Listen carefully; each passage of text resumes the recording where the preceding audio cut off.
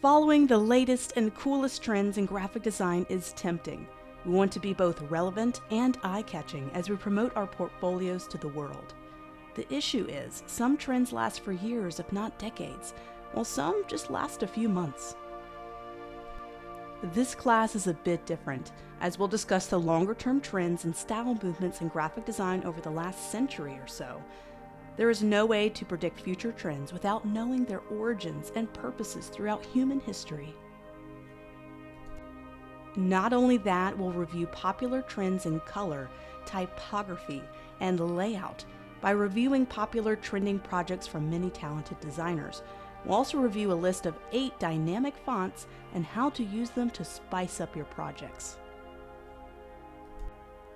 There is a fantastic practical side to this class as well. We'll get to do a few small practice projects putting our font list to good use.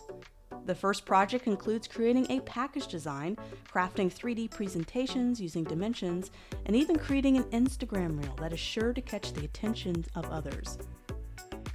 We will also tackle another project that allows us to work with some of the color trends we talked about moving forward in graphic design.